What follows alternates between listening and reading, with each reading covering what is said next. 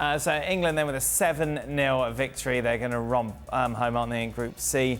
Remember, it's the top two that qualify. I think Italy are going to stuff it up again. Oh, well, that could be fun, wouldn't it? Well, Don wouldn't like that. He loves Italy. Don with us now. How are you, Don? I'm all good. I've never heard Craig do so much analysis in my life. Know. He really watched the game. I watch every game. I just don't watch as much international games. They're a little bit dull and boring, Don.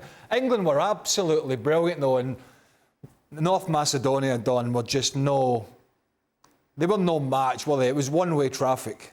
No, they battered them, didn't they? I mean, it was 7 going on about 17. I mean, I think Southgate's done this about feels like about a dozen times where he's racked up more than 5 goals. So he gets the job done, and the talent that he's got and the young players that he's got to work with are amazing. I think the biggest story is, in my opinion, is why are these games being played when the seasons across Europe finished 4 weeks ago, and he still happened to pick players who probably want to be there because they want experience, a lot of the youngsters, and you've seen Saka get his hat-trick tonight, which is amazing for him because he's just an amazing player.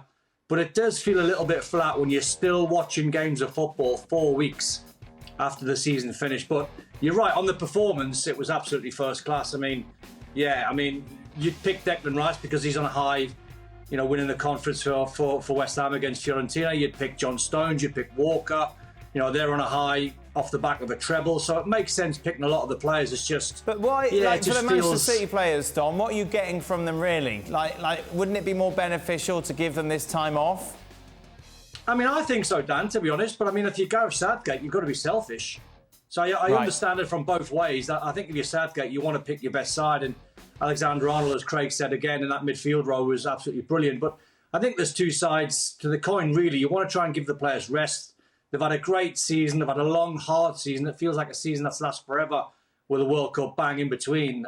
But I hear your argument, Dan. I mean, you would be better off after the scoreline finishing 7, thinking, well, hang on, we should have really played Conor Gallagher. We should have England should have give, younger players or players with less caps more time.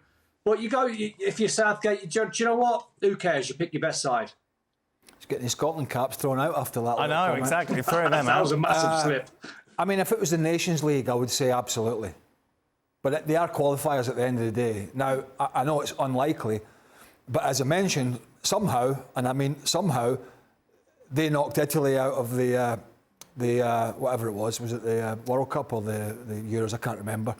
And they also beat Germany. I know that Germany are going through a hard time, but still.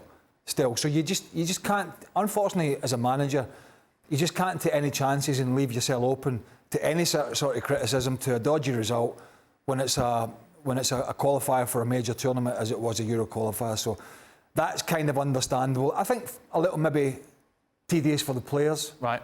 Because having had such great seasons, particularly the Man City players, they just want to get it done now and go on holiday. But they've got the job done.